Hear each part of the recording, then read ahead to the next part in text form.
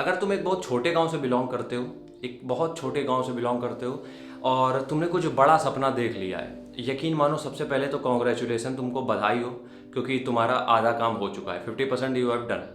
हम अपनी बात नहीं कर रहे हैं। हम हमेशा कहते हैं कि हम कभी भी अपनी बात नहीं करते हैं। हम कभी भी तुमसे हवाई बातें नहीं करेंगे, ये मेरा वादा है। आज नहीं, 5 साल बाद भी हम ये वीडियोस बनाएंगे, लेकिन हम कभी भी कोई भी ऐसी बात नहीं करेंगे जिसके पीछे कोई स्टैंड ना हो, लॉजिक ना हो, या फिर कहीं पे प्रैक्टिकल ना हो। हम कोई भी ऐसी बात नहीं करेंगे। हम चाहते हैं तुम लोग खुद से ये इंस्पेक्शन करो। एक जितने भी यूपीएससी के एग्जाम जिन्होंने भी क्लियर किए हैं, उनके इंटरव्यूज देखो जाके एक बार, उनकी बैकग्राउंड हिस्ट्री चेक करो जाके एक बार, उनके सारी डिटेल्स ये चेक करो कि वो कहाँ से आए थे, उन्होंने तैयारी कैसे शुरू की, उन्होंने क्या क्या चीज़ें करी। ये हम चाहते हैं तुम लोग सेल्फ जाके चेक करो। अब इससे होगा क्या, चेक जब करोगे तब तुम्हें क्या पता चलेगा। एवरी एस्पेरेंट, मतलब जितने भी स्टूडेंट आए हैं, जितने भी बड़े लेवल के आए हैं, इनमें 99% तुम्हें वो मिलेंगे जो गांव से बिलोंग करते थे। क्योंकि जब तुम एक बड़े गांव से, छोटे गांव से आते हो, तो तुम्हारे पास खोने के लिए कुछ होता ही नहीं है, क्योंकि तुम्हारे पास कुछ है ही नहीं ज़्यादा। ठीक है कि तुम्हारा बहुत नाम है जो खराब होगा, हो ही नहीं सकता ऐसा कुछ।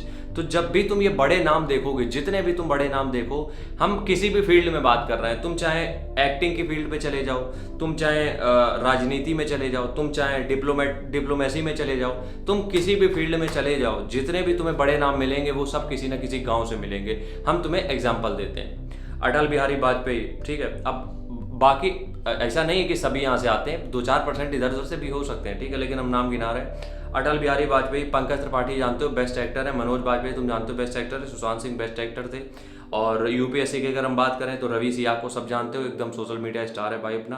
प्रदीप कुमार, इनको तुम जानते ही होगे। ऐसे करके हम हजारों नाम गिना सकते हैं जो गांव से निकल के आए और उन्होंने बड़े नाम बना दिए। तो जो लोग भी गांव से मेरा वीडियो देख रहे हो और उनका एक ड्रीम है कुछ बड़ा करने का, तो तुम्हारा 50% काम हो चुका है।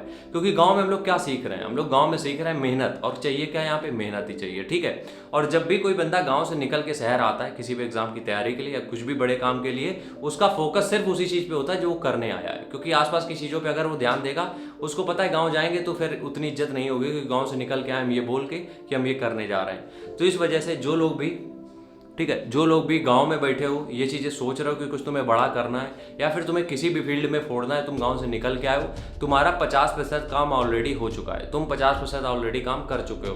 अब तुम्हें काम बस इतना सा करना है कि गांव से शहर निकल के आना है और बस अपने काम पे फोकस करना है। क्योंकि सिर्फ तुम्हें 50% ही काम करना है। तुम्हारे पास कोई अपनी बहुत ज़्यादा बेइज्जती का डर नहीं। हाँ, गाँव जाओगे तो थोड़ा सा तो लगेगा, लेकिन इतना नहीं कि तुम्हारे पास कुछ खो दोगे। तुम गाँव में खेती ज़मीन होगी, खाते पीते रहोगे, भूखे तो नहीं मरोगे। हम ये नहीं कह रहे कि शहर वाले कुछ नहीं कर पाते, लेकिन अगर हम सिटीज़ की बात करें, यहाँ पे एक प्रॉपर मतलब स्टेप्स हैं कि अगर तुमने ग्रेजुएशन किया है तो तुम्हें पता है ग्रेजुएशन के बाद तुम्हें किस फील्ड में घुसना है। आज के टाइम पे हजारों ऐसी फील्ड हैं जिसके बारे में यूपी बोर्ड के बच्चों को पता तक नहीं है कि ये फील्ड भी एग्जिस्ट करती हैं या नहीं। हमें नहीं पता है। जब हमने देखा तो हमें लगा इस फील्ड में भी काम होता है और लोग लाखों कमा रहे हैं। बहुत काम है यार, हजारों तरीके के काम है, लेकिन पता ही नहीं है। हमें सिर्फ पता है सरकारी नौकरी के बारे में। तो इसलिए हम कहते हैं गांव से निकल के आए हो, तुम्हारे पास सीखने के लिए सब कुछ पड़ा है। 50% काम तुम्हारा हो चुका है, 50% काम रूम में रह के हो जाएगा। खत्म बात। राम राम, जय हिंद।